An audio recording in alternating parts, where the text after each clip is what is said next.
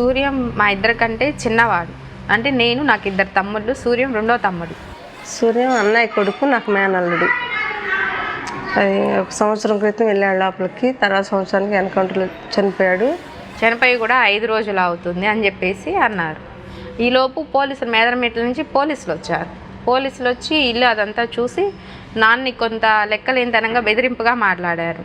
ఇల్లు అవన్నీ కట్టుకున్నారు, బాగానే బ్రతుకుతున్నారు, ఏం మాయ రోగం, ఎందుకు పంపించావట అని చెప్పేసి నాన్న మీద కొంత సీరియస్ అయ్యారు. పోలీసులు ఇంటికి రావటం, వాళ్ళంతా అడావుడి చేయటం, ఈలోపు ఇంకొక అన్నయ్య కొడుకుని తీసుకెళ్ళి స్టేషన్లో కూర్చోబెట్టడం, ఇదంతా గందరగోళం చేశారు.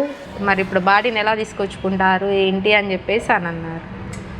అంటే మేము అమరుల బంధుమిత్రుల సంఘం వాళ్ళని సంప్రదించాం, మేము ఫ్యామిలీ వెళ్ళి సంఘం వాళ్ళతో వెళ్ళి తీసుకొచ్చుకుంటామని చెప్పేసి అని వెళ్ళారు.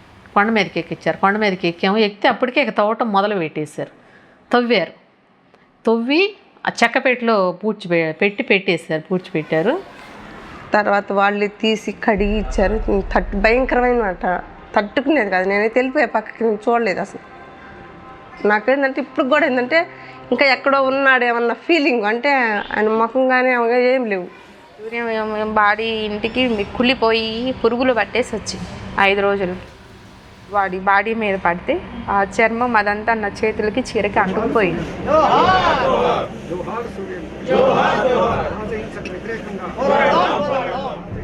అమరుల బంధుమిత్రుల సంఘం రావడము, ఊర్లో వాళ్ళు, సూర్యం ఫ్రెండ్స్ వీళ్ళందరి సహకారంతో అంతిమయాత్ర బాగానే జరిగింది.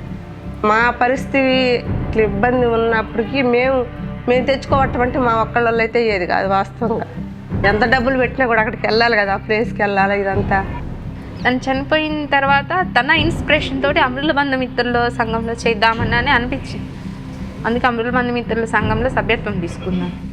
సంఘం ఉండబట్టి 10 రోజులు కాదు, 5 రోజులు కాదు, అసలు పోగలుగుతున్నాము, ఆ బాడీని తీసుకొచ్చుకోగలుగుతున్నాము. కుటుంబాలకి ఆ మొహం ఎట్లున్నా సరే, ఏదైనా సరే చూడగలుగుతున్నారు. ఫస్ట్ చూసి మా బిడ్డ అని చెప్పి గుండెలకి హద్దుకోగలుగుతున్నారు. ఇంటి ముందు చింత చెట్టు మీద కాకమ్మ కావు కావుమంటే నా కొడుకే వస్తాడాను కొని పాలు తెచ్చి పాసెముండుకుంటే ఏ దారి చూసినా ఎవ్వరూ రారాయే ఆ పాశమన్నం పాసిపాయే పాలబాకి ఇంకా తీరదాయే కొడుకా నా ముద్దు కొడుకా కొడుకా నా సిన్ని కొడుకా ఎక్కడా పోతివిరో నేనొక్కదాన్నై తినిరా.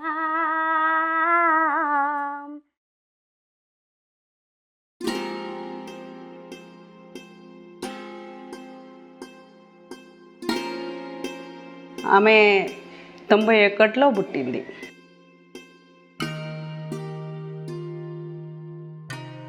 బీటెక్ ఇక్కడ అయిపోయిన తర్వాత ఎంటెక్ హైదరాబాద్లో సెకండ్ ఇయర్లో వెళ్ళిపోయింది.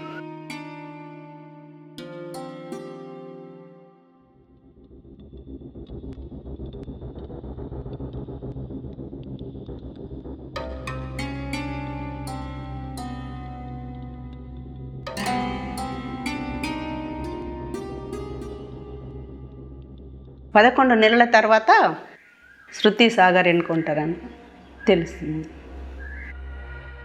మమ్మల్ని ఫోన్ ఇవ్వకుండా ప్రభుత్వం ఏం చేసింది, వాళ్ళే తీసుకొచ్చి ఎంజంలో పడేసారు. ఓ నైట్ నా బిడ్డ శవాన్ని కూడా చూడనియలేదు. విద్యాసాగర్ రెడ్డి వాళ్ళ అమ్మ నాన్న వాళ్ళు వచ్చింది, వాళ్ళని పోనిస్తలేరు. లాస్ట్కి మీరు ఇద్దరే పోవాలి, ఒక్కరొక్కరే పోవాలంటే నా 2 బిడ్డలు, మా సారు, నేను పోయి చూసాము. చూసేసరికి ఓ ఏసీ వేయలేదు, ఏది వేయలేదు, ఉత్తగానే ఆడ మామూలుగా పెట్టి ఉంచిళ్ళు. ఒక బాక్స్లో పెట్టినామంటే బాక్స్లో పెట్టిళ్ళు అంతే. తల్లిదండ్రి ముందే పోస్ట్ మార్టం చేస్తా అని చెప్పారు మాకు. మమ్మల్ని లోపలికి రానియకుండా బాగా బలగాలను దింపి మమ్మల్ని గేట్ బయటికి నెట్టేసి మీరు లోపల రావద్దని వాళ్ళే పోస్ట్ మార్టం చేశారు. ఏంటంటే కోర్టు నుండి ఆదా తెచ్చుకోపోమంటే మా అల్లుడు కోర్టుకు వచ్చి ఇవన్నీ తీసుకొని వచ్చేసరికి అయిపోయిందని బాడీని ఇస్తున్నారు.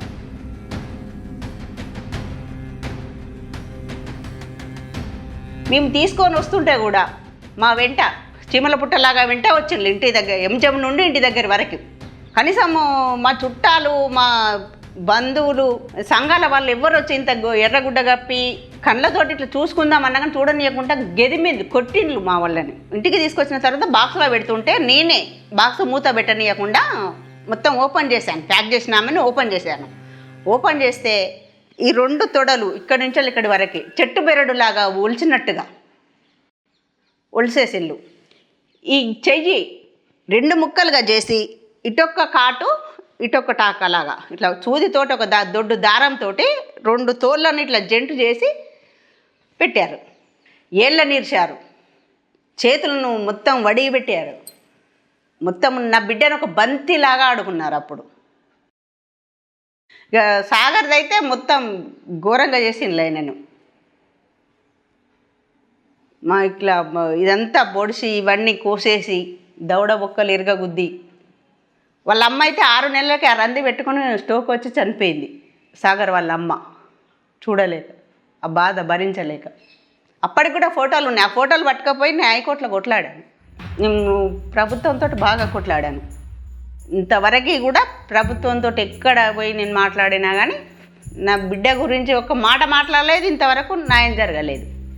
అసెంబ్లీ ముట్టడని అన్ని సంఘాల వాళ్ళు, ఇప్పుడు విద్యార్థి కదా ఈమె, విద్యార్థి సంఘాలు అప్పుడు 330 సంఘాలు ఏమో అన్నీ ఐక్యంగా అదే అసెంబ్లీ ముట్టడికని వెళ్ళాము. వెళితే ఎక్కడోళ్ళని అక్కడనే అరెస్టులు చేసి బయటికి రానియకుండా ముట్టడి జరగకుండా చేశారు. దగ్గరికి ఆ ఉన్న దగ్గరనే ఎక్కడ అరెస్ట్ చేస్తే అక్కడే మాట్లాడినాం మీడియాతోటి. అక్కడ కూడా మాట్లాడనీయకుండా ఇబ్బందులు పెట్టిండ్రు. మా పిల్లలను, మా తల్లులను, తండ్రులను, భర్తలను చంపితేనే కదా ఇది ఒక సంఘంగా తయారయ్యి ఈ చనిపోయిన కుటుంబాలను ఒక సంఘం తయారు చేసుకొని పోతున్నాం అంతే. చర్మమంతా తూటాల పోట్లు, చేతిలో తూపాకే ఉందే, ఎదురు కాల్పులు జరిగినాయంట, ఎన్కౌంటరు జరిగిందంట. ఆశవము నా కొడుకంటే, ఆశవము నా కొడుకంటే, నేనెట్లా బతుకనోయమ్మా కొడుకా.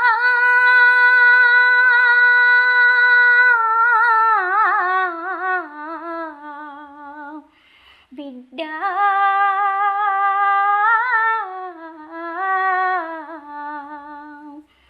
గుట్ట పక్కన శవమున్నదంటే గుండెలల్లో గుగులాయనమ్మో, గుట్ట పక్కన శవమున్నదంటే.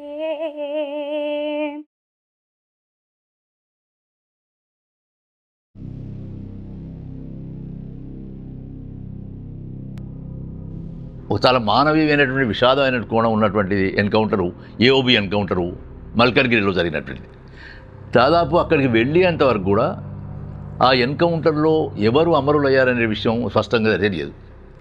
ఆర్కే ఉన్నాడు దగ్గర నుంచి మొదలుకుంటే, ఉదయ్ పేరుతో ఉండేటువంటి గణేష్ ఉన్నాడనే దగ్గర నుంచి మొదలుకుంటే అక్కడ ఎవరెవరు ఉన్నారని అంత తప్పుదారి పట్టించేటువంటి అరుణ సహచరుడు ఉన్నాడనేటువంటి రమణ వాళ్ళు ఉన్నారనేటువంటి ఆ ప్రచారమే జరుగుతున్న క్రమంలో అన్ని సంఘాల వాళ్ళు దాదాపుగా మేము మల్కన్గిరికి ప్రవేశించే దగ్గర విశాఖపట్నం కూడా దాటిన దగ్గర తప్ప ఆ అక్కడ ఉన్నవాళ్ళు ఎవరనే విషయం తెలియదు.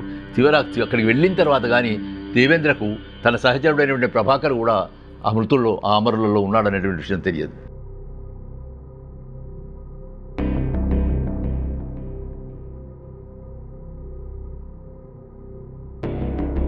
ఇక్కడి నుంచి అక్కడి వరకు 32 బాడీలు పెట్టారు. ఫస్ట్ టైం నాకు అసలు కాళ్ళు వణికినాయి అనమాట. అట్లా చూడటం చాలా బాధ వేసింది, చాలా కసివాడు అనమాట అది ఆ టైము.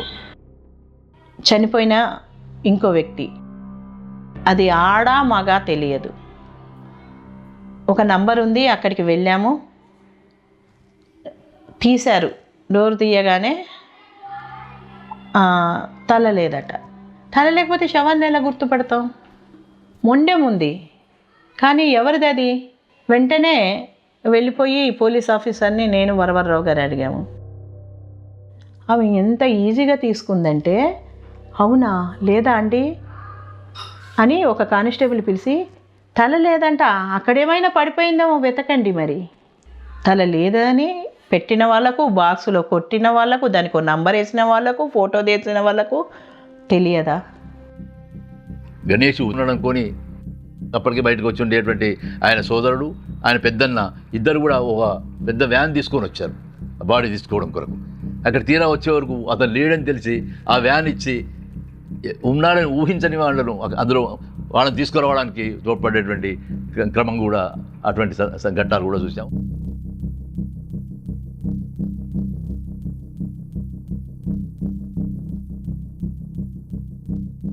ఈ 32 మంది చనిపోయిన దాంట్లో ఇద్దరికి రొమ్ములు లేవండి. ఎక్కడైనా ఆ రొమ్ములు ఏమయ్యాయి అని ఎవరినైనా అడిగే దయనీయ స్థితి ఎక్కడైనా ఉంటుందా? ఎవరికైనా ఉంటుందా?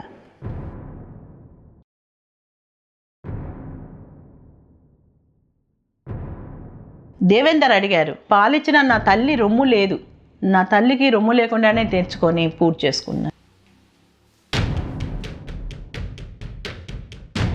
ఈ చర్యను తల్లిదండ్రులుగా, కుటుంబ సభ్యులుగా మేము వ్యతిరేకించకుండా ఎట్లా ఉంటాము?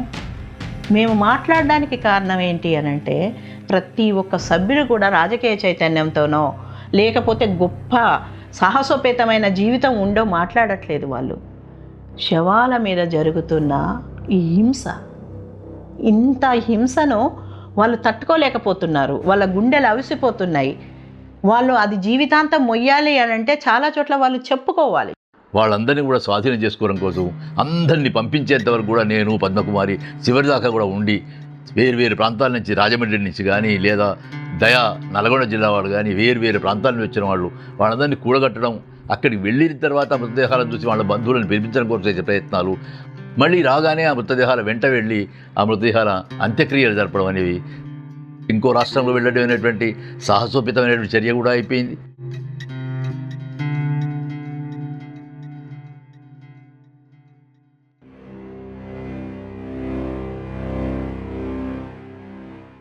రోజు పొద్దున్నే ఒక ఎన్కౌంటర్ జరిగింది.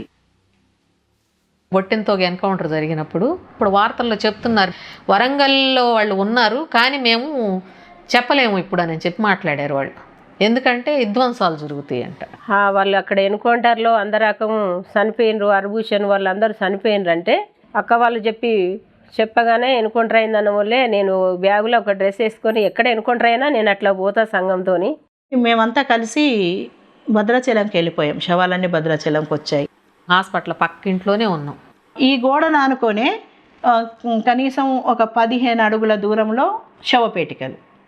పొద్దున్నే పేపర్ వచ్చింది, పేపర్లో ఫోటోలు వేశారు. ఆ ఫోటోల్లో ఆ అమ్మాయి సృజన అనేది మాకు డౌట్గా అనిపించింది.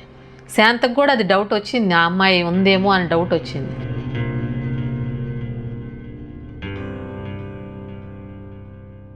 శాంత అన్న జన్ను చిన్నాలు, అమరుడు, అట్లా శాంత బంధుమిత్రుల సంఘంలోకి వచ్చింది.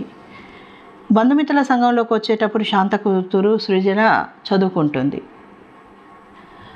తర్వాత ఆ అమ్మాయి కూడా విప్లవోద్యమంలోకి వెళ్ళిపోయింది. కూతురు ఒక 10 ఏళ్ల పాటు ఒక పోరాటంలో కొనసాగుతుంటే ప్రతి ఎన్కౌంటర్ అప్పుడు శాంత ఆందోళన పడేది. ఇక్కడ తెలంగాణలో జరిగే ఎన్కౌంటర్లకు అన్నిటికి పోయి శవాలు తీసుకొచ్చినా కానీ ఎక్కడో ఉండే ఉంటుంది. ఇప్పుడు ఈ తల్లులందరూ ఏడుస్తాను, నేను ఒకప్పుడు ఏడుస్తానో ఏమో గిట్లా. ఎక్కడ ఎన్కౌంటర్ జరిగినా కూడా శాంత వాళ్ళ పాప ఉందేమోనని భయపడిద్ది. అది సహజమే కదా. ప్రతి తల్లిదండ్రి ఎవరైతే పిల్లల లోపల ఉంటారో లేదా భర్త లోపల ఉంటాడో ఆ కుటుంబాల వాళ్ళు ఎక్కడ ఎన్కౌంటర్ జరిగినా వణికిపోతూ ఉంటారు. వాళ్ళు పలానా అని తెలిసిందాకా భయపడతా ఉంటారు.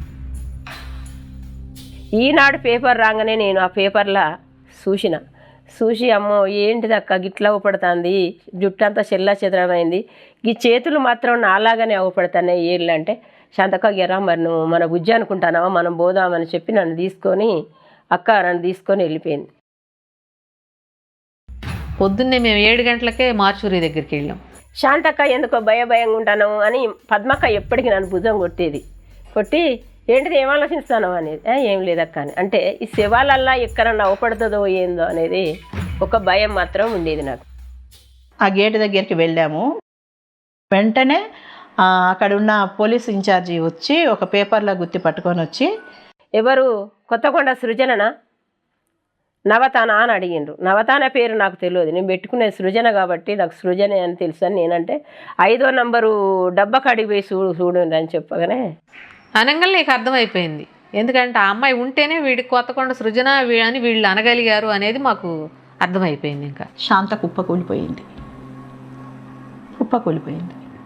నువ్వు చూస్తున్నా అంటే ఇక నాకు ధైర్యం వస్తలేదు. ఆమె అంటేనే చెప్తారు, పేపర్ల సుతా చూసి ఆమెనే అని గుర్తుపట్టిన. ఈమె నా బిడ్డే అనుకొని పక్క కురికొచ్చి ఆ ఉష్య కుప్పల మీద పడిపోయినా. టైం ఎంత అవుతుంది అప్పటికి? 7 మాత్రమే అవుతుంది. 7 గంటలకే అతనికి దగ్గర పేపర్లు ఉండవు, ఆ పేపర్లలో అందరి డీటెయిల్స్ ఉండడం. అంటే వాళ్ళకి అంతకుముందే అదంతా తెలుసు. వాళ్ళు అది ప్రకటించి చెప్పొచ్చు, లేదా మేమంతా అక్కడే ఉన్నామని కూడా తెలుసు. ఆ మాట అయినా మాకు చెప్పొచ్చు. ఏదీ చెప్పలేదు. మేమంతా వచ్చిన తర్వాత ఇక అప్పుడు మెల్లగా మొదలు పెట్టారన్నట్టు. మేము ఇట్లా తిరిగే క్రమంలో ఎక్కువసార్లు ఈ కోర్టు కేసినప్పుడు ప్రిజర్వ్లో ఉంచాలి, డెడ్ బాడీస్ పాడవకుండా చూడాలి, పురుగులు పట్టకుండా చూడాలని ఎన్నోసార్లు కోర్టులో వేసి ఉన్నాం. మేము వేసున్నా కూడా వాళ్ళు పురుగులు పట్టేటట్టే చేస్తూ ఉంటారు. కానీ అప్పుడు ఆ రోజు మాత్రం ఎందుకో బాక్సులు తీసుకొచ్చేసి బాక్సుల్లో పెట్టేశారు మొత్తాన్ని.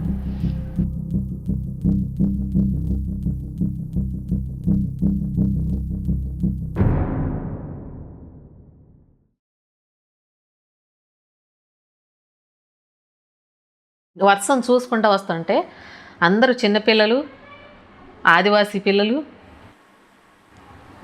ఒక 2-3 మాత్రం దళసరి సారక్క అనే అమ్మాయి, ఒక అమ్మాయి, ఆ అమ్మాయి కూడా చిన్న వయసు అమ్మాయి, పెద్ద అమ్మాయి ఏం కాదు. ఇంకొక ఆమె సోని అనే ఒక ఆమె, అట్లాగే ఈ అమ్మాయి సృజన, రమేష్, వీళ్ళు మనకు తెలిసిన వాళ్ళు, తెలియని వాళ్ళు చిన్న చిన్న పిల్లలు ఒక 3 ఉన్నారు. నేను చిన్నప్పటి నుండి చూసిన అమ్మాయి చాలా పొడవు, ఆ శవపేటికకి సరిపోయేంత పొడవు ఉంది అమ్మాయి. ఒక పక్కకు మొహం వాల్చి ఉంది, గాయాలతో ఉంది. శవము అప్పటికి పాడవ్వలేదు, ఆకారం చాలా బాగుంది, మొహం కనిపిస్తుంది. పక్కకు ఉన్నా కూడా మేము చూస్తున్న అమ్మాయి కాబట్టి పద్మక్క, నేను, మేమందరం గుర్తుపట్టి శాంత ఇదిగో పాప అని చెప్తే తనకి దగ్గరకు రాలేదు, అసలు చూడటానికి కూడా ఆమె ఇష్టపడలేదు. ఎందుకు అక్కడ దాకా వచ్చింది కానీ ఆమె ఎడంగానే ఆగిపోయింది. చూడగానే ఏవో చిన్నప్పటి జ్ఞాపకాలు. ఇక ఈ జ్ఞాపకాల మధ్య కూడా మనసు పోయే టైము కాదు అది. ఎందుకంటే అక్కడ అనేక శవాలను పడేసి ఉంచారు. అక్కడ పోలీసు వాళ్ళతో మాట్లాడాలి. ఇట్లాగే ఇప్పుడు శాంతలాగానే ఇంకెవరి పేర్లు అయినా ఉంటే మళ్ళీ చెప్పాలి. పాడైపోతాయి డెడ్ బాడీస్, పాడైపోతే మొహాలు కూడా కనిపించవు కదా అని నేను శాంతను చూద్దు రా అని అంటే ఇంకా అసలు నా బిడ్డను నేను అట్లా చూడలేను అంటుంది. నేను బలవంతాన మేము 2-3 గుంజుకుపోయి చూపిస్తే కూడా ఆమె తాకలేదు. మేము ఒకరిద్దరం తాకాము చూసి, కానీ ఆమె తాకలేదు. ఏడుస్తూ అట్లా కూలబడిపోయింది, ఇంకా ఏడుస్తూ ఉంది. నేను అన్నాను, నీకు తెలుసు కదక్క, రేపటికి శవం ఇట్లా ఉండదు. ఈ రోజున్న తాజా స్పర్శ రేపటికి ఉండదు. కాబట్టి ఇది చివరి స్పర్శ నీకు. కాబట్టి తాకు, నీ కూతురు తల నిమురు, కావాలంటే చెంపలు నిమురు, ఇది తాకు నువ్వు. ఇంకా నీకు ఇది పోతే గనక నీకు ఆ స్పర్శ ఉండదు, ఇంకా నువ్వు ఎప్పటికీ తాకలేవు. ఎంత చెప్పినా కూడా ఆ తల్లి ఎందుకో గడ్డగట్టిపోయింది. అనేక సార్లు బిడ్డ ఉందా అని వెతుక్కున్న తల్లి ఈసారి బిడ్డ కనిపించినా కూడా ఆ బిడ్డను తాకే సాహసం చేయలేకపోయింది. ఆమె చనిపోయింది, అయిపోయింది, నా బాడంతా మొద్దుబారిపోయింది. ఆమె అంతే, ఆమె చేరుకున్నది. అదొక యుద్ధం. ఆ యుద్ధంలో అటో ఇటో మనం తేల్చుకునేది అయిపోయింది. అక్కడ ఆ యుద్ధంలో ఆమె రాలిపోయింది. ఇంకా నా బిడ్డ నా ఇంటికి రాదు, నన్ను అమ్మ అని పిలువది కదా అనుకొని ఒక్కటి గుండె రాయి చేసుకున్నాం. మేమంతా కొట్లాడి అంత ఫైట్ చేసి శవాలను కనీసము మాంసం ముద్దలుగా కాకుండా ఆకారాలతో ఇవ్వండి అని ఎంత ఫైట్ చేస్తున్నామో, ఆ కోర్ట్ ఆర్డర్ ఉన్నా కూడా శవపేటికలు తెప్పించి పెట్టారు, కానీ దాంట్లో ఆ ప్రిజర్వ్ బాక్సులోకి కరెంటు పాస్ అవుతుందా లేదా చూసుకోలేదు. తర్వాత ఆ అమ్మాయిది తజ్మ బాడీలన్నీ, మిగిలిన వాళ్ళ బాడీలన్నీ బాగున్నాయి. ఆ అమ్మాయిది డెడ్ బాడీ కలర్ మారిపోతూ ఉంది. ఏంటి అని చెప్పి చూస్తే ఆ అమ్మాయి ఫ్రీజర్ బాక్స్కి కరెంట్ పాస్ అవ్వట్లేదు. అసలు ఆపేశారు, కావాలని ఆపేశారు. ఆ అమ్మాయిది డెడ్ బాడీ మొత్తం కూడా కుళ్ళిపోయింది. కరెంటు ఎందుకు లేదు అనేది అక్క వాళ్ళందరూ రకమండి కరెంట్ ఎందుకు పెట్టలేదమ్మా మీరు ఒక గోడకు బారేసిండ్రు. ఎందుకంటే నేను సంఘం అయినందుకు నా బిడ్డ అయినందుకు, నేను సంఘంలో పనిచేసేందుకు ఆమె నా బిడ్డ అయినందుకు, చిన్నాలు మేనగోడలు అయినందుకు వాడు నిజంగా అందులో సిర్జరింగ్లే అవి పెట్టలేదు, కరెంటు పెట్టలేదు, బాక్స్లో పెట్టి. ఆ రోజు ఏమైందంటే రీపోస్ట్ మార్టంకి సిఎల్సి వాళ్ళు వేశారు. వీళ్ళు సిఎల్సి వాళ్ళు వేసిన దాన్ని బట్టి 1-2 రోజులు ఆగిపోయినాయి మళ్ళీ ఇంకా డెడ్ బాడీస్ ఇవ్వకుండా.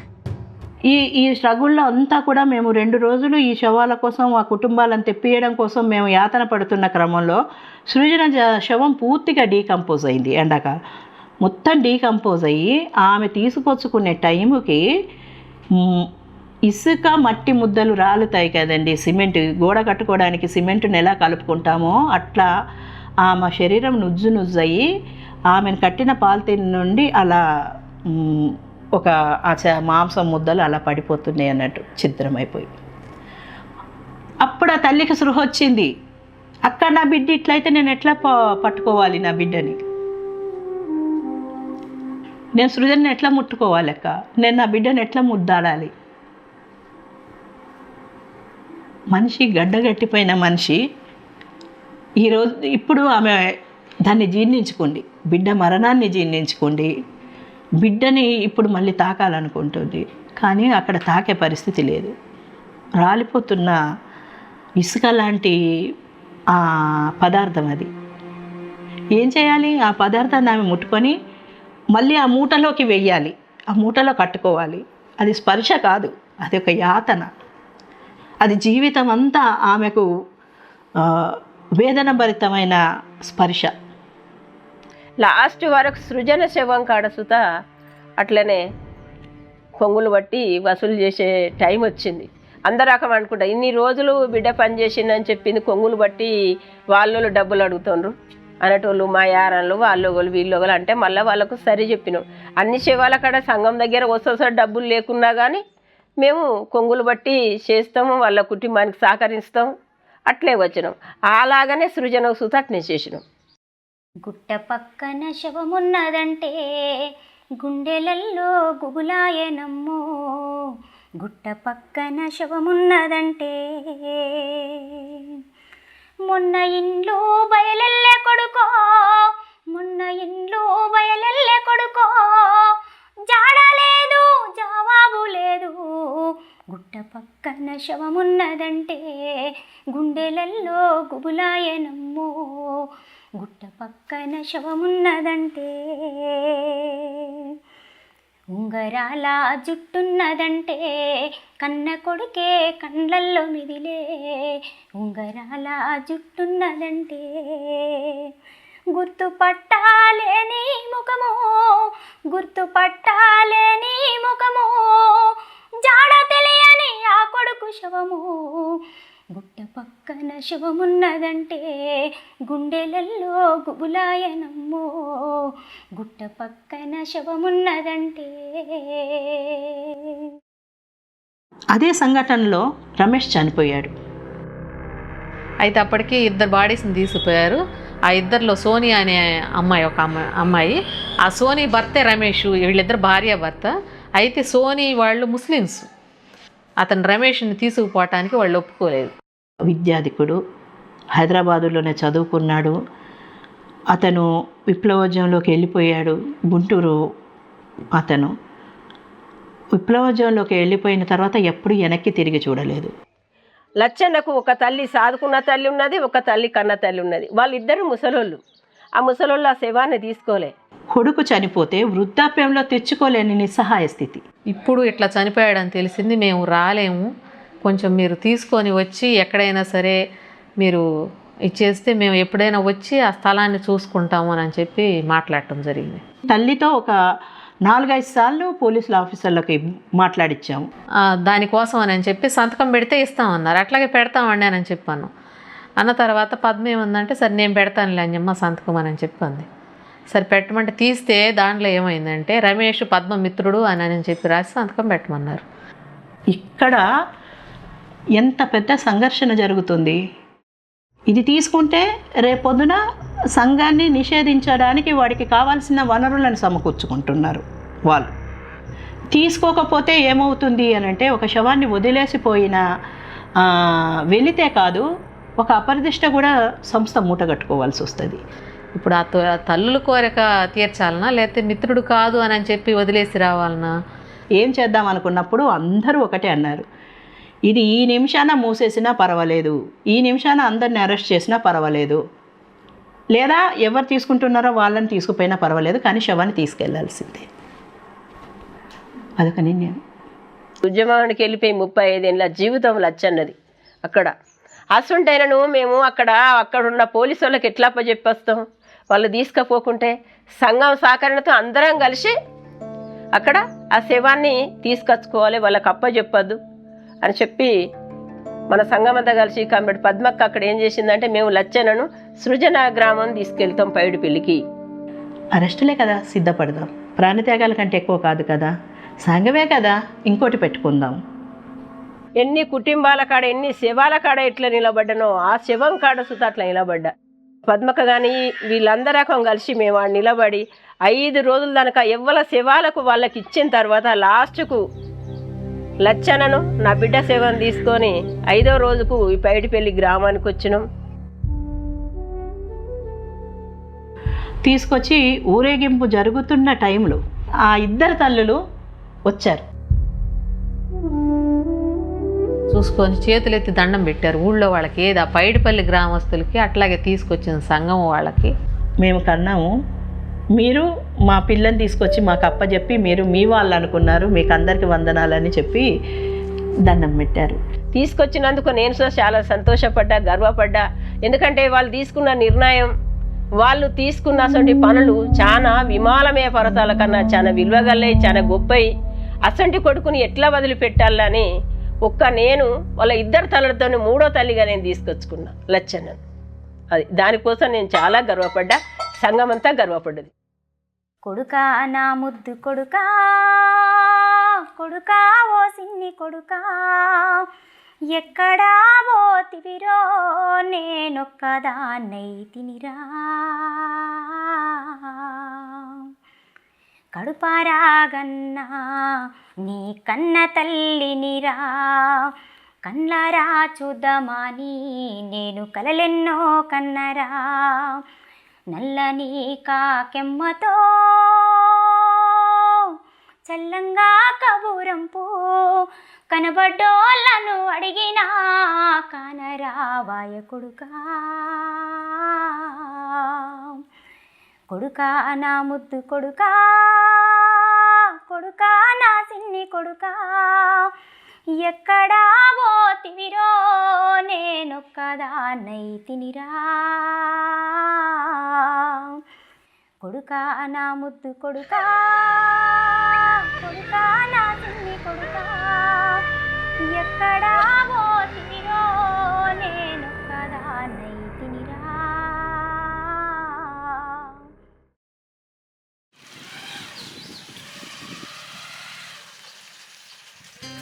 నా సొంత పేరు కాంతమ్మ. నేను మావోయిస్టు పార్టీలోకి వెళ్ళిన ఒక ఆదివాసి బిడ్డని.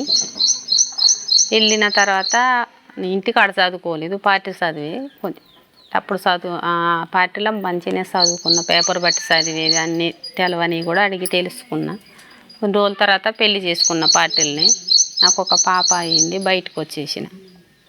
సిలిండర్ అయినా భర్త 2009 డిసెంబర్ 3న చనిపోయింది. సుధాకర్ అన్న అంత్యక్రియలకు పోయినాం, పుష్పక్క సుధాకర్ అన్న. పోయి బంధుమిత్రుల సంఘం వల్ల కలిసినాం. మా సంఘం దగ్గరికి వచ్చింది కలవటానికి. అప్పటికి 3-4 సంవత్సరాల నుంచి ఎతుకుతున్నాను అక్క మీకోసం, నేను కూడా సంఘంలో పనిచేద్దామని చెప్పి అనుకుంటున్నాను అక్క అని చెప్పి మాట్లాడింది. గూడూరు సిఐ గారు, నువ్వు రాష్ట్ర కమిటీ సభ్యురాలు వంటగా నువ్వు నీ చంపి పారెత్తాం, నిన్ను బొంద పెడతాం, నువ్వేంది ఎక్కువ మాట్లాడతానో, ఎక్కువ రాజకీయం చేస్తానో, నీ మొగడు చచ్చింది నీకు గుర్తు లేదా, నువ్వు కూడా బాగా ఎక్కువ చేస్తానో, నిన్ను చంపి పారేస్తాను, నీ కోరి దిక్కులేంది అవుతుంది అని మాట్లాడండి మస్తు ఘోరంగా. బంధుమిత్రుల సంఘం అదేమి నిషేధిత సంఘం కాదు, నిషేధితమైనటువంటి పార్టీ కాదు. మేము పార్టీ కాదు, మేము కుటుంబాలమే. ఆ పార్టీలో చనిపోయినటువంటి వాళ్ళకి మేము రక్త సంబంధికులమే అంతే. మేమేమి వెపన్స్ పట్టుకొని మేము తిరిగే వాళ్ళం కాదు. ఇది నిషేధమైనటువంటి పార్టీ కూడా కాదు. ఇక పోయినసారి ఇక చంపేయండి సార్, ఎందుకు ఈ బతుకు, చంపితే నన్ను ఒక్కదాన్ని చంపకు, దిక్కులేంది అవుతుంది నా బిడ్డ, అందుకోసం నా బిడ్డని నన్ను ఇద్దరిని చంపేయండి, ఎందుకు ఇంత టార్చర్ చేస్తారు మమ్మల్ని, ఇట్లా కూడా బతకొద్దా మేము. సరే నేను పోను, ఈ టార్చర్ తట్టుకోలేకని ఇప్పుడు బంధుమిత్రుల సంఘం కాడికి పోవట్లేదు, పోను అన్న మీరు ఇంటలేదు కదా. సంఘం కోసం వెతుక్కుంటూ వచ్చి సంఘంలో చేరినటువంటి మనిషి ఈరోజు సంఘంలోకి రాకుండా ఆ మనిషి మానసికంగా శారీరకంగా అనారోగ్యం పాలయ్యి ఆ పిల్ల కోసం ఇప్పటికి కూడా ఆ ఒక్కటే ఆమెకు మనసులో పడిపోయింది, నా బిడ్డ ఏమవుతుందో, నా బిడ్డ జీవితం ఏమవుతుందో అనేటువంటి భయం ఆమెను వెంటాడుతుంది. ఇంకొక ఆలోచన అనేది లేకుండా పోయినటువంటి పరిస్థితి వచ్చింది. మేము ఉండేది పల్లెటూరు, మన సంఘం కొద్దిగా దూరం దూరం ఉన్నారు. ఏ రాత్రి వచ్చి చంపేస్తారో, నేను చచ్చిపోయినా బాధ లేదు, నా బిడ్డ బతికుండాలనే దాంతో. ఆమె చిన్న మొలక కదా, ఆ మొలక కొన్ని రోజులు పెరగాలి, ఉండాలి. చాలాసార్లు పోలీసు వాళ్ళు, నేను అప్పుడు సంఘంతో తిరుగుతానా, సంఘంలో ఉన్నాను నేను, ఆయన నన్ను తీసుకుపోయి నా రెక్కలు ఇరగొట్టిండ్రు, చేతులు ఇరిచిండ్రు, చెక్కలు పెట్టి ఒత్తిండ్రు, ఎన్నెన్నో నిమిషాలు పెట్టిండ్రు, బిడ్డను ఎంతమందికి కన్నామని బూతు మాటలతో తిట్టి బాగా కొట్టేవాళ్ళు. స్టార్ట్ అయిన కొత్తలో సుశీల మీద కేసులు పెట్టారు. సరెండర్ అయినావు కాబట్టి ప్రభుత్వం చెప్పినట్టు వినాలి కానీ ఇంకే సంఘాలలో పనిచేయకూడదు కదా, చేసావు కనుక నీ మీద 34 కేసులు పెడతామని పాత కేసులన్నీ తీసిపెట్టారు. జిల్లా కమిటీ ఏర్పాటైన ఒక 20-25 రోజులకి ఆ 11-11:30 టైంలో గన్ను ఇట్లా కణతకు గురిపెట్టి అంజమ్మ లే అని చెప్పి అన్నారు. పోలీస్ క్లబ్ తీసుకుపోయారు. ఆ నిద్రలో లేపి ఇయే ప్రశ్నలు మళ్ళీ అడుగుతూ ఉంటారు మొదలుపెట్టి. సంఘం ఎందుకు ఏర్పడింది, సంఘం ఏంటిది, ఈ సంఘాన్ని అసలు ఎవరు ఏర్పాటు చేశారు. తర్వాత 6వ రోజు సాయంత్రం ఎంఆర్ఓ ఆఫీస్కి తీసుకుపోయారు. ఎంఆర్ఓ ముందులో హాజరు పెట్టి సొంత పూచీకత్తు మీద వదిలేస్తున్నాం అని చెప్పారు. నేను బయటికి రావడానికి గవర్నమెంట్ ఏం జాలిపడి, పోలీసులు జాలిపడి నన్ను బయటికి పంపించలేదు. నేను బయటికి రావడానికి కారణం ఎవరంటే సంఘాల వాళ్ళే. నన్ను తీసుకెళ్ళిన దగ్గర నుంచి సంఘాల వాళ్ళు, కొంతమంది బంధువులు, ఊళ్ళో వాళ్ళు మొత్తం 6 రోజుల నుంచి రోడ్డు మీదే ఉన్నారు. మిగతా వాళ్ళ మీద పెట్టాలంటే ఎన్నుకున్న పద్ధతి ఏంటంటే శవాల దగ్గరికి వెళ్ళారు, నినాదాలు ఇచ్చారు. అవి 2 ఏ సెక్షన్ ప్రకారం తప్పో చెప్పండి అని అడిగాము. తప్పో ఒప్పో కాదండి, కేసులు పెట్టాలి కదా, మిమ్మల్ని జైల్లో వేయాలి కదా, మాకు ఇవి నిలవని తెలుసు అన్నారు. హైదరాబాద్లో 3 మహిళా మావోయిస్టులను అరెస్టు చేశారు పోలీసులు. పట్టుబడిన 3 వరుసకు అక్క చెల్లెలే. వీరిని ఆత్మకూరు భవానీ, అన్నపూర్ణ, భవానీ వాళ్ళని ఎత్తుకుపోయి తీసుకుపోయి జైల్లో పెట్టారు. మా సంఘం సహాయ కార్యదర్శిని. అది అరెస్ట్ కూడా హైదరాబాద్లో మౌలాలీలో అంటే రెంట్కి ఉండేవాళ్ళం, అక్కడ పట్టుకున్నారు. జీ మాడుగల్లో మాకు దొరికారు అనేసి కేసు పెట్టారు. మావోయిస్టు పార్టీ వాళ్ళకి బట్టలని మేము సప్లై చేస్తున్నాం, మెడిసిన్ ఇస్తున్నాం, వాటితో పాటు మేము దొరికినామని ఒక తప్పుడు కేసు పెట్టేసి జైల్లో పెట్టారు. ఆ తర్వాత మళ్ళీ బెయిల్ మీద బయటకు వచ్చాము. మా చెల్లెలు, లాస్ట్ చెల్లెలు ఇప్పటికీ కూడా, అంటే 2018 నుంచి ఇప్పటికీ కూడా తను కండిషన్ బెయిల్ మీదే ఉంది. తెలుగు రాష్ట్రాల్లో ఎన్ఐఏ సోదాలు సంచలనం రేపాయి. 2 రోజుల పాటు 31 ప్రాంతాల్లో దాడులు నిర్వహించారు. ప్రజా సంఘాల నేతలు, పౌర హక్కుల నేతల ఇళ్లలో దాడులు చేశారు. 6గురిని అరెస్ట్ చేశారు. మా సంఘం అధ్యక్షురాలు అంజమ్మని కూడా 8 నెలలు జైల్లో పెట్టారు. ఇట్లా అనేక మంది మీద ఇప్పటికీ కేసులున్నాయి. ఏ నిమిషాన్ని ఎవరు లోపల పడతారో తెలియదు. విశాఖపట్నం సెంట్రల్ జైలు 8 నెలలు ఉన్నాను. 6 నెలలు నిండిన తర్వాత ఎన్ఐఏ వాళ్ళు వచ్చారు. మేము తీసుకున్నాము ఈ కేసు, అంటే మిమ్మల్ని ఇంకొద్ది కాలం జైల్లో ఉంచడానికి, అంతకు తప్పితే ఇంకేమీ లేదని మాట్లాడాడు. అయితే ఇంకా హింస ఉండదంటే చెప్పలేమండి. ఎందుకంటే బలాబలాల్లో మేము బలహీనులం. మాకు సంఘబలం ఉంది, మాకు సమాజ బలం ఉంది, కానీ రాజ్యానికి ఉన్మద స్వభావం ఉంది, రాజకాంక్ష ఉంది, మాట్లాడితే చంపేయాలనే ప్రవృత్తితో ఉంది. ఇక్కడ ఈ పోరాటంలో ఎంతమంది సమిధలైనా కావచ్చు, ఈ సంఘం ఏర్పడ్డ తర్వాత గంటి ప్రసాదాన్ని చంపి కూడా మమ్మల్ని హెచ్చరిక చేశారు. మా సంఘం గౌరవాధ్యక్షుడు గంటి ప్రసాదం గారు 2006లో జైలు నుంచి బయటకు వచ్చిన తర్వాత స్వయంగా ఆయన సోదరుడు రమేష్ శ్రీకాకుళం కార్యదర్శిగా అమరుడుగా, ఆయన కూడా అమరుల బంధుమిత్ర సంఘం సభ్యుడయ్యి మొదట కొంతకాలం గౌరవాధ్యక్షుడిగా ఉన్నాడు. ఆయన ఉండి 7 సంవత్సరాల పాటు మొత్తం తెలుగు నేల మీద తిరిగి చేసినటువంటి యాక్టివిటీసు దాదాపు ఆయన అజ్ఞాత జీవితంలో కూడా అన్ని యాక్టివిటీస్ చేసి ఉంటాడు. ఉత్తరాంధ్రలో చాలా బలమైన ప్రజానాయకుడు ఆయన మొదటి నుండి కూడా. ఎందుకంటే ఎన్నో సంఘాలు ఆర్గనైజ్ చేశారు, ఎంతోమందికి విపరీతమైన ఆప్తులు. ఆయన అమరుల బంధుమిత్ర సంఘానికి ఒక తాత్విక దృక్పథాన్ని ఇచ్చినవాడు ఆయన, దానికి ఒక గైడెన్స్ ఇచ్చినవాడు ఆయన. నిజానికి ఆయన ఎంతసేపు ఏమిటంటే అమరుల బంధుమిత్రుల సంఘం ఒక తాత్వికమైనటువంటి అంశాన్ని ఆ కుటుంబాల్లోకి తీసుకువెళ్ళాలి, అట్లా ప్రజల్లోకి తీసుకువెళ్ళాలి. ఇప్పుడు మీరు చూస్తే ఆ అమర బంధు సంఘంలో సామాన్య సభ్యుల్లో కూడా ఆ ఫీలింగ్ అనిపిస్తుంది. మా వాళ్ళు విశ్వాసాల కోసం బతికారు. ఎప్పుడైనా ఆయన టార్గెట్ అనేది మొదటి నుండి మాకున్న టెన్షన్. అనంతపురంలో బయలుదేరి హైదరాబాద్కి వచ్చి అక్కడి నుంచి గుంటూరు వెళ్ళి గుంటూరులో ఆలూరు భుజంగరావు సంస్మరణ సభలో మాట్లాడి అక్కడి నుంచి నెల్లూరు విరసం సభలో మాట్లాడడానికి వెళ్ళాడు జూలై 4 నాడు. ఆ రోజు నెల్లూరు జూలై 4వ తారీఖు విరసం వాళ్ళ ఆవిర్భావ సభ. అట్లాగే అక్కడ ఉన్నటువంటి నెల్లూరులో అమరుల కుటుంబాలు వాళ్ళ సంస్మరణ జరుపుకుంటుండే. నేను, నర్సన్న, శాంత, అట్లాగే ప్రసాదం గారు బయటికి మాట్లాడుకుంటూ వస్తున్నాము. అంతలో ఒక్కొక్క అతను ఈ ప్రసాదం గారి మీదకి కాల్పులు జరుపుతున్నాడు.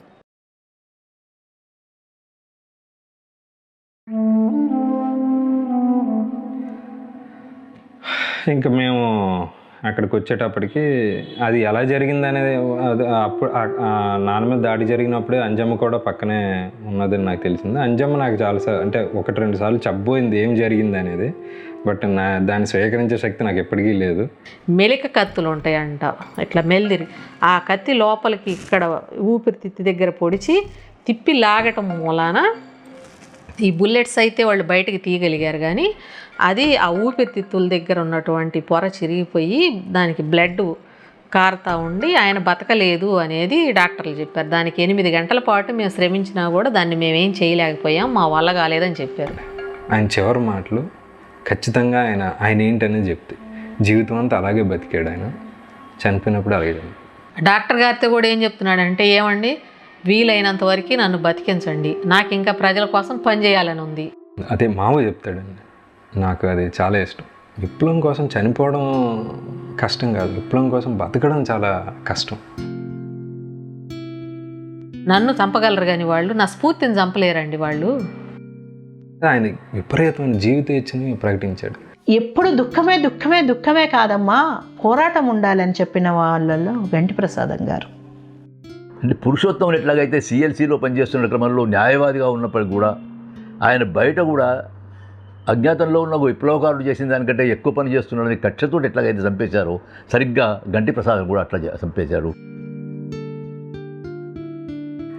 నేనైతే నాకు నా మెదడులో నరాలు చిట్లిపోయి నేను పోతానేమో, అంత దుఃఖం నాకు నిజంగా.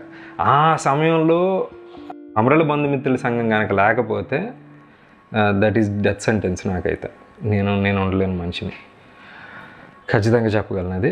అలాగే అమ్మకు కూడా. అంటే నాన్న చనిపోయిన సందర్భంలో అమరుల బంధుమిత్రుల సంఘం నిజంగా ఏం చేస్తుంది, దాని యాక్చువల్ అవసరం ఏంటి, అప్పటిదాకా నేను అనుకునేవాడిని ఏముంది మామూలుగా కలవడం మీటింగ్ పెట్టడం అంతే కదా, దీనికంటూ ఒక కార్యక్రమం ఉంది. కానీ ఆ టైంలో నేను ప్రత్యక్షంగా అనుభవించాను కనుక నాకు తెలుసు. కానీ యాక్చువల్గా ఆ పొజిషన్లోకి నేను వచ్చేసాను. అప్పుడు 10,000 మరణాల తర్వాత ఒక చిన్న సంస్థ ఏర్పడింది. ఒక హత్య చేస్తే ఈ సంస్థ విచ్ఛిన్నమవుతుందా?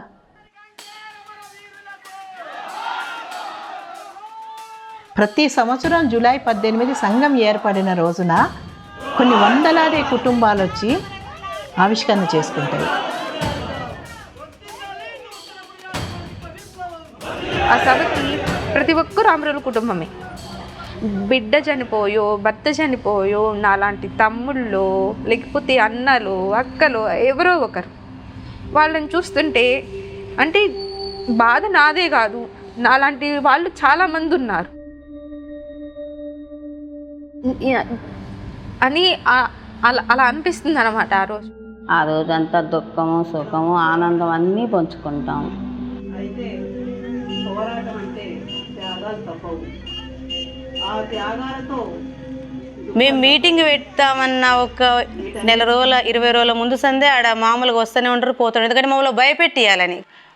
ఒకప్పుడు 90కి ముందు స్తూపాలను కట్టనిచ్చుకొని కట్టిన తర్వాత అన్నిటినీ కూల్చేసి అక్కడ ఈ ఆనవాలే లేకుండా కల్లాపి చిమ్మించి ముగ్గులేయించి హింసించిన ప్రవృత్తి కలిగిన ప్రభుత్వాన్ని ఈరోజు స్తూపాల జోలికి రాకుండా కాపాడుకోగలిగాము. ఆ స్థలాన్ని రిజిస్ట్రేషన్ చేయించుకుంటున్నాము. ఆ స్థలం మాది అంటున్నాము.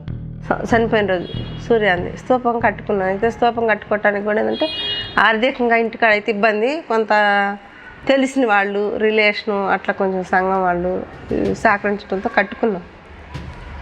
అయితే పోలీసు వాడు వచ్చి ఆపటానికి ప్రయత్నాలు చేశాడు కానీ ఒప్పుకోలేదు. ఊర్లో ప్రెసిడెంట్ని వాళ్ళని అడిగితే అయితే అదేమిటంటే మన ప్లేస్లో అయ్యేసరికి వాడికి ఏం చేయను కుదరలా. ఏవి కూడా చట్ట వ్యతిరేకమే కాదు, చట్టంలో లోబడి రాజ్యాంగంలో లోబడి ఉన్న విషయాలే. అయితే చాలా ఆశ్చర్యకరంగా గత సంవత్సరం మార్చి 30వ తారీఖున అమరుల బంధుమిత్రుల కమిటీతో సహా మొత్తంగా 16 సంఘాలను తెలంగాణ ప్రభుత్వం నిషేధించింది. ఎందుకు నిషేధించారు? మేము చేసే పని ఏంటి? మేము చేసే పని ఎట్లా చట్టవిరుద్ధం అవుతుంది? సవాలు కదా మేము అడిగేది. మాకు ఇవ్వకపోతే మీరేం చేస్తారు అని కూడా కేసులో వీళ్ళు ఆర్గ్యూ చేస్తే సమాధానం చెప్పలేని స్థితి ప్రభుత్వం. దీన్ని చట్టపరంగా దీన్ని కోర్టు ముందు సవాల్ చేయాలి అనే ప్రయత్నంలో మొట్టమొదటిగా సవాల్ చేసింది కూడా అమరుల బంధుమిత్రుల కమిటీ.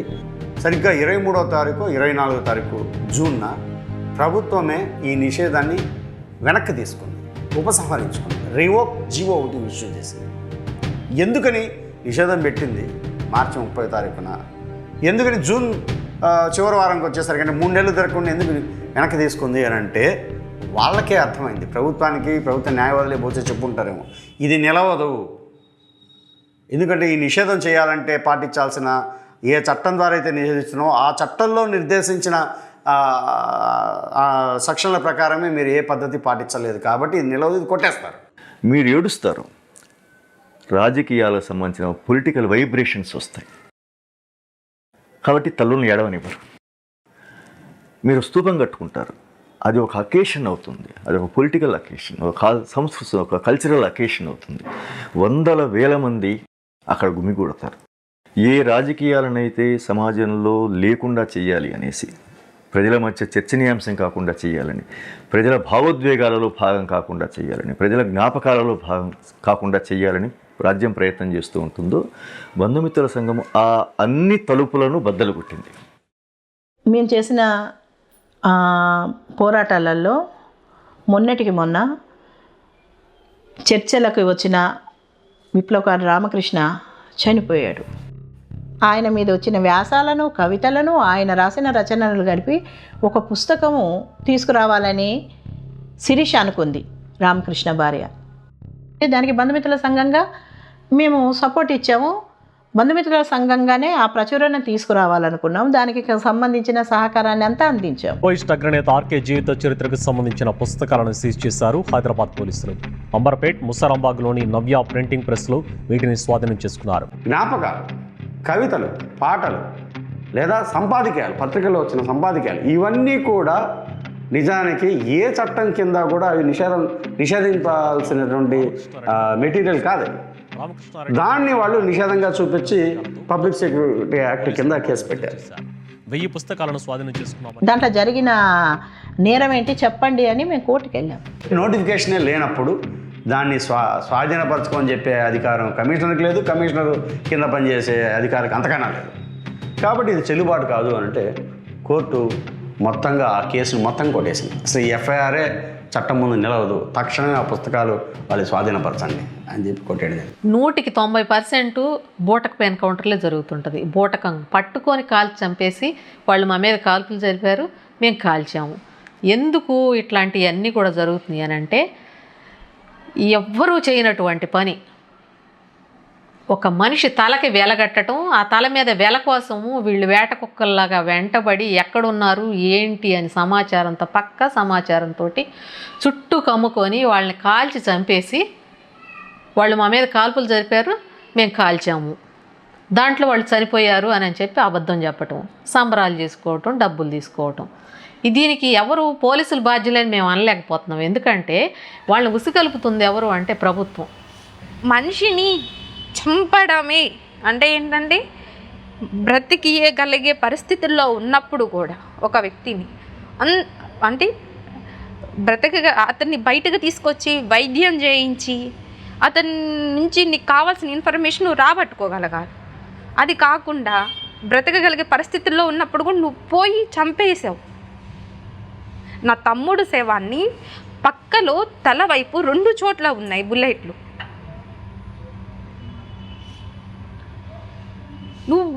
నువ్వు ఎట్లా చేయగలిగావా హత్య?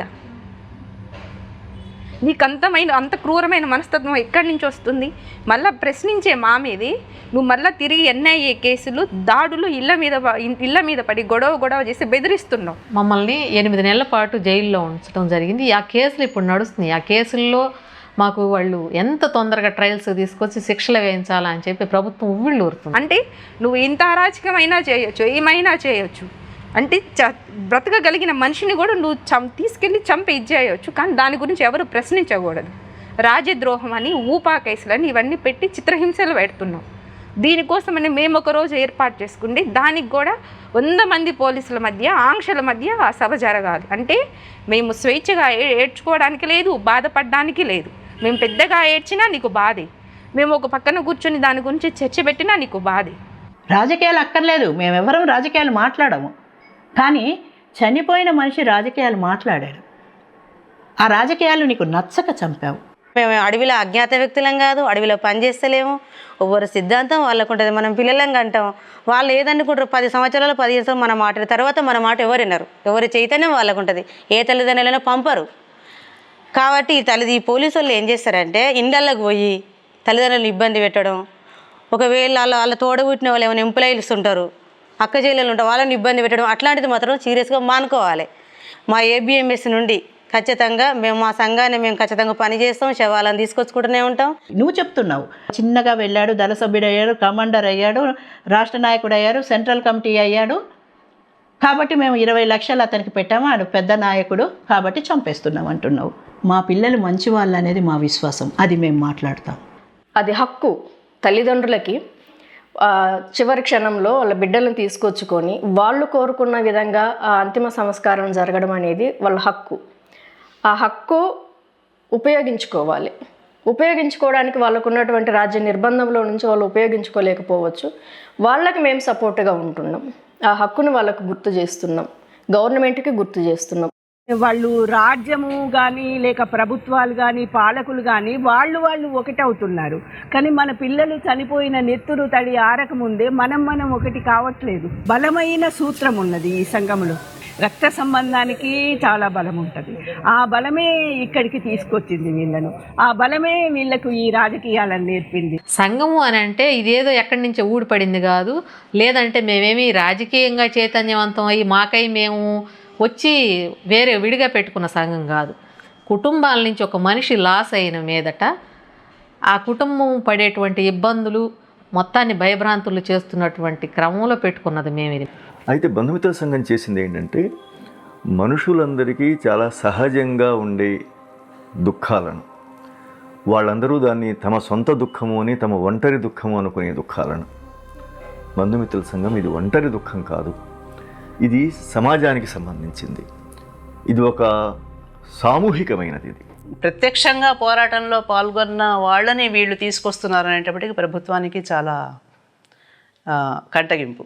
ఎందుకంటే అంత మనకి వ్యతిరేకంగా పోరాడుతున్న వాళ్ళని కూడా వీళ్ళు ఇంత ధైర్యంగా వీళ్ళు తీసుకొస్తున్నారనే ఇది ఉంది. అమరుల బంధుమిత్రుల సంఘానికి ఒక లక్ష్యం ఉంది.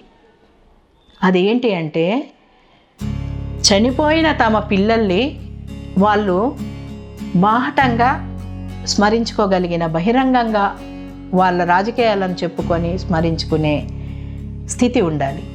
హక్కు కోసం మాట్లాడుతున్నందుకు మా మీద కేసులు పెడుతున్నారు. అయినా సరే నాకు ఇదే ఇష్టం, నేను ఇదే చేయదలుచుకున్నాను. తల్లిదండ్రులు బిడ్డల్ని ఇచ్చారు సొసైటీకి.